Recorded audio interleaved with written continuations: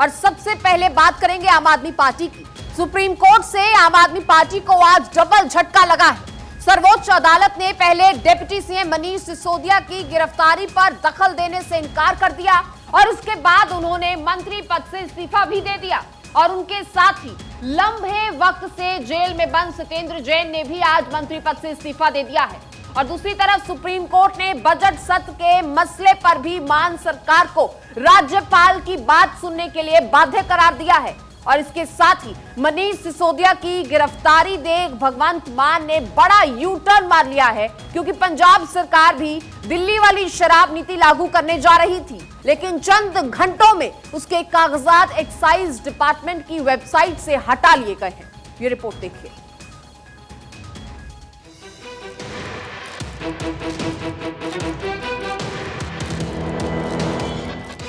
सिसोदिया की गिरफ्तारी से पंजाब सरकार में भी हड़कंप।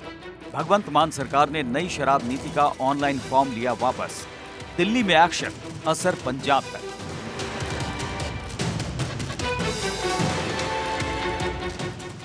सिसोदिया की गिरफ्तारी पर मान का यू टर्न। वापस लिया गया नई शराब नीति का फॉर्म।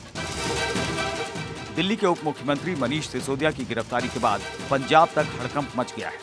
पंजाब की आप सरकार ने आनन फानन में शराब नीति का ऑनलाइन फॉर्म वापस ले लिया है। ये पॉलिसी दिल्ली की आबकारी नीति के तर्ज पर तैयार की गई थी। पंजाबी बाहर, बाहरी अंदर। पंजाब की एक्साइज नीति को विपक्ष की भारी आलोचना का भी सामना करना पड़ा।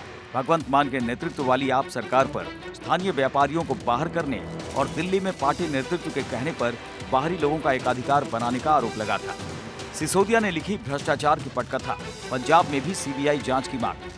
शिरोमणि अकाली दल ने मांग की है कि दिल्ली आबकारी नीति घोटाले की सीबीआई जांच को पंजाब तक बढ़ाया जाए। अकाली दल के मुताबिक शराब नीति में भ्रष्टाचार की कहानी मनीष सिसोदिया ने ही लिखी है। जिन्ना बंदियां ने दिल्ली दी पॉलिसी बनाई, वी ऑल नो कि पंजाब दी पॉलिसी भी कित्थे बनी, पंजाब च नहीं बनी। पंजाब दी भी शराब दी पॉलिसी ए साल दी दिल्ली च जाके बनी। बनाई की ने? ਉਹੀ डायरेक्टर, ਉਹੀ एक्टर, ਉਹੀ सिसोदिया ते केजरीवाल दे घर च बनी। कुछ घंटों में हटाया रिन्यूअल फॉर्म, गलती से अपलोड करने का दावा।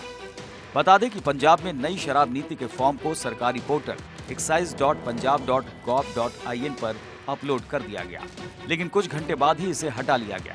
सरकारी अधिकारियों के मुताबिक फॉर्म को गलती से अपलोड किया गया था, लिहाजा बाद में इसे हटा लिया गया। अब आपको बताते हैं पंजाब की नई शराब नीति में क्या है। फॉर्म में 2023-2024 के लिए शराब के रिटेल लाइसेंस का रिन्यूअल शामिल था। रिन्यूअल फॉर्म में 1956 के आदेश 7 के तहत शपथ पत्र दिए गए थे। इसमें खुदरा लाइसेंस का नवीनीकरण के लिए चेकलिस्ट, फॉर्म M75, नशीले पदार्थों के लाइसेंस और बिक्री आदेश शामिल थे। दस्तावेज में लाइसेंस के रिन्यूअल के लिए शर्तों का जिक्र नहीं किया गया था। ऐसा लग रहा है कि मान सरकार ने मौजूदा नीति को नवीनीकृत करने की योजना बनाई है। हालांकि पंजाब के वित्त मंत्री हरपाल सिंह चीमा के मुताबिक अभी तक इस पर कोई फैसला नहीं लिया गया है। सरकार नीति के आखिरी खाके को तैयार कर रही है। व्यापारियों में खौफ। हालांकि इस तरह की नीति का विस्तार करना कोई नई बात नहीं है और पंजाब में पिछली सरकारों ने ऐसा किया है, लेकिन इस बार व्यापारियों ने मान सरकार को चेतावनी दी है। उनका कहना है कि नई आबकारी नीति लागू होने से नुकसान में चल रहे लाइसेंसधारियों को बड़ा धक्का लगेगा। अकाली दल के मुताबिक मान सरकार की आबकारी नीति में बड़े पैमाने पर भ्रष्टाचार के संकेत हैं। विपक्षी दल का कहना है कि पंजाब में पूरे शराब व्यापार को 2 फर्मों को सौंप दिया गया। शराब की नीति में एक्टर और डायरेक्टर एक ही है, इसीलिए अपोजिशन ने पंजाब में भी शराब नीति की जांच सीबीआई से कराने की मांग की है। वहीं अकाली नेता विक्रम मजीठिया के आरोपों को आम आदमी पार्टी ने सिरे से खारिज कर दिया है। पंजाब आप के मुताबिक मजीठिया के आरोप बेबुनियाद और बेतुके हैं। Bureau report, Bharat 24। और अब बात उमेश पाल हत्याकांड की कर लेते हैं। इस मामले के मुख्य साजिशकर्ता सदाकत खान की फोटो सामने आई है। बीजेपी का दावा है कि एलएलबी स्टूडेंट सदाकत समाजवादी पार्टी का करीबी है, तो वहीं सपा ने भी सदाकत की एक तस्वीर शेयर की है, जिसमें वो बीजेपी विधायक नीलम कावरिया के पति उमेश के साथ दिखाई दे रहा है। अब सदाकत की तस्वीर को लेकर सपा और बीजेपी में पिक्चर वॉर चल रही है, तो वहीं बाबा के बुलडोजर हत्याकांड के बाकी तमाम आरोपियों पर कहर बरसाने के लिए तैयार खड़े नजर आते हैं।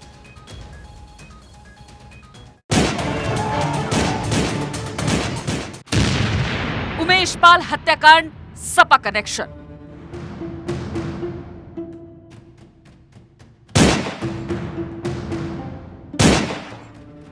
जिसके घर रची गई हत्याकांड की साजिश, उसके साथ अखिलेश की फोटो वायरल।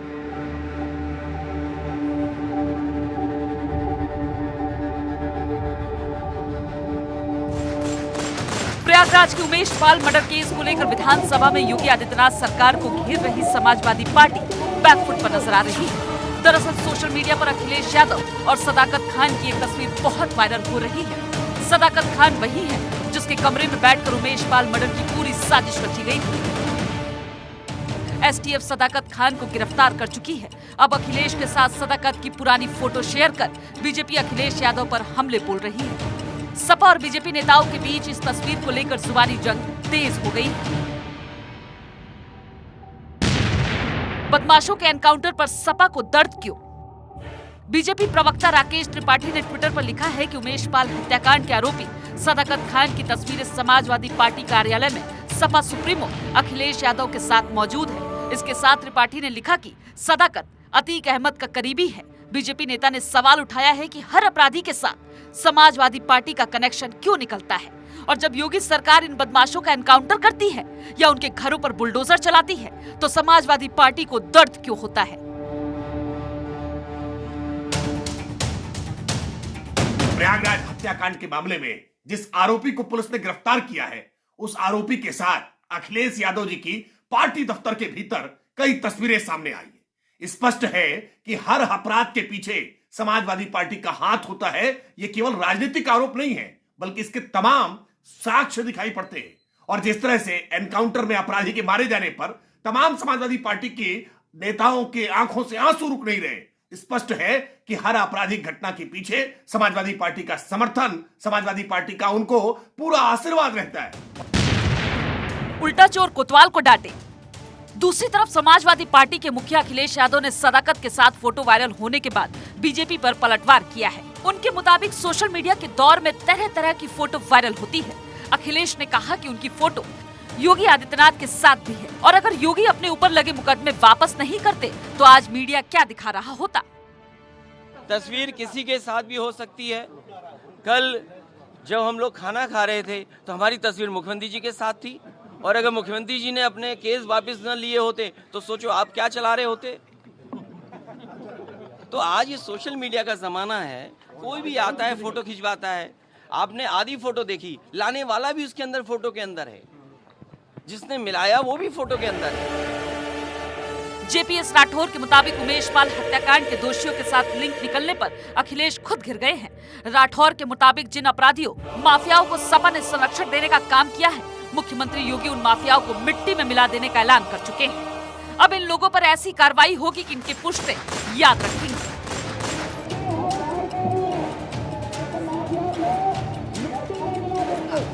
अब बदमाशों पर बुलडोजर एक्शन।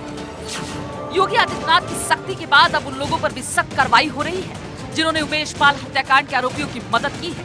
एक तरफ पुलिस और एसटीएफ ने इनकी धरपकड़ तेज कर दी है, तो दूसरी तरफ यूपी प्रशासन ने आरोपियों के मकान और दूसरे ठिकानों को ध्वस्त करने की तैयारी शुरू कर दी है। इस सिलसिले में पुलिस ने बिरयानी रेस्टोरेंट के मालिक नफीस को खुलदाबाद से उठा लिया। उमेश पाल हत्याकांड में इस्तेमाल की गई सफेद क्रेटा कार नफीस के नाम थी। नफीस का नाम अटाला में एनआरसी विरोधी आंदोलन के समय भी सामने आया था। तब पता चला था कि उसने आंदोलनकारियों के धरना प्रदर्शन के दौरान बिरयानी खिलाई और आर्थिक मदद भी की थी। पुलिस अधिकारियों का कहना है कि नफीस के अलावा उन तमाम लोगों को कानून के दायरे में लाया जाएगा जो अतीक अहमद समेत अन्य अपराधियों को किसी न किसी तरह से सहायता पहुंचाते रहे। Bureau report, Bharat 24। तो जिस कमरे में बैठकर उमेश पाल की हत्या की साजिश रची गई, उसकी भी अपनी एक कहानी है। अगर वक्त रहते पुलिस सदाकत के खिलाफ एक्शन ले लेती तो साजिश वाले उस कमरे पर बदमाश का कब्जा ही नहीं रहता। ग्राफिक्स के जरिए आप देखिए रूम नंबर 36 की कहानी क्या है। दरअसल मुस्लिम बोर्डिंग हॉस्टल के कमरे में यह साजिश रची गई। उमेश पाल हत्याकांड की पूरी साजिश वहीं रची गई थी और हॉस्टल के कमरा नंबर 36 पर सदाकत का 2 साल से अवैध कब्जा था। कुछ माह पहले ही हॉस्टल में अवैध कब्जा हटाने की कार्रवाई की गई थी और अब तब सील किए गए 7 कमरों में सदाकत का रूम भी शामिल था। कार्रवाई के कुछ दिन बाद ही 5 कमरों के ताले तोड़ दिए गए, जिसमें कमरा नंबर 36, 65, 72, 98, 38 और 101 शामिल था। अब पुलिस ने ताला तोड़ने वालों के खिलाफ कार्रवाई तक नहीं की और ताला टूटने के बाद सदाकत का अवैध कब्जा जारी रहा। सदाकत ने 2 साल पहले सीपीएम डिग्री कॉलेज से एलएलबी की पढ़ाई पूरी कर ली और इसके बाद से हॉस्टल के कमरा नंबर 36 पर उसका अवैध कब्जा अब तक बना हुआ था। तो इस पूरे मामले में इस कमरा नंबर 36 की कितनी अहम भूमिका है, ये हमने आपको बताया। अब आगे बढ़ते हैं और बात करेंगे उस खबर की, अमृतसर के उस कांड की जिसकी चर्चा पूरे देश में हुई।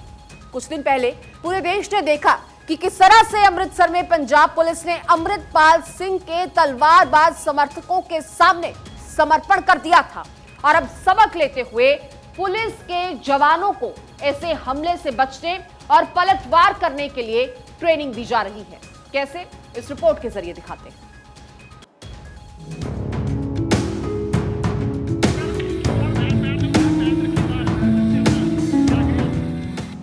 पंजाब के अमृतसर में अजनाला थाने में वारिस पंजाब के प्रमुख अमृतपाल सिंह के साथ हुई झड़प के बाद पुलिस अलर्ट हो गई है। अब दंगाइयों और उपद्रवियों से निपटने के लिए पंजाब पुलिस गतका की ट्रेनिंग ले रही है। गतका सिखों की एक मार्शल आर्ट कला को कहा जाता है। इसी के तहत मार्शल आर्ट संस्था की गतका टीम की तरफ से पुलिस कर्मचारियों की मॉक ड्रिल भी करवाई गई। पुलिस के मुताबिक क्विक रिएक्शन टीम और तमाम पुलिस कर्मियों को गतका स्किल सिखाई जा रही है। करीब 250 पुलिस वालों ने दंगा विरोधी ड्रिल में हिस्सा लिया। ये ट्रेनिंग लगातार जारी रहेगी। पुलिस अधिकारियों के मुताबिक गतका से पुलिस कर्मचारियों की फिटनेस बनी रहेगी और दंगा विरोधी तत्वों पर आसानी से काबू पा सकेंगे। श्री मुख्तार साहब पुलिस के एसएसपी श्री हरमनवीर सिंह गिल आईपीएस जी के दिशा निर्देशों के तहत पुलिस मुलाजिमों की शारीरिक फिटनेस को देखते हुए और जरूरत के समय किसी भीड़ और दंगा विरोधी भीड़ को काबू करने के लिए स्पेशल तौर पर पुलिस के उस्तादों द्वारा और बाहर से ट्रेनर बुलाकर, जैसे कि मार्शल आर्ट्स गतका ट्रेनर के बारे में मॉक ड्रिल की ट्रेनिंग दी जा रही है। गौरतलब है कि खालिस्तान समर्थक संगठन वारिस पंजाब दे से जुड़े हजारों समर्थकों ने अपनी साथी को छुड़ाने के लिए अजनाला पुलिस थाने पर हमला कर दिया था। इस दौरान पुलिस भीड़ पर काबू पाने में पूरी तरह नाकाम रही और इस दौरान 6 पुलिसकर्मी घायल हुए थे। पंजाब में बड़ी संख्या में पुलिसकर्मी गतका जैसी युद्ध कला को नहीं जानते हैं, क्योंकि वे पिछले 1 दशक में पुलिस बल में शामिल हुए हैं। हालांकि इससे पहले भर्ती हुए पुलिस वाले मौलिक रूप से इस कला में माहिर थे, लेकिन इस वक्त शारीरिक रूप से वे बड़ी तादाद के हमले को रोकने में समर्थ नहीं है। लिहाजा गतका कला में माहिर होकर पुलिसकर्मी दंगाइयों की तलवारों और लाठियों का बखूबी मुकाबला कर सकेंगे। Bureau report, Bharat.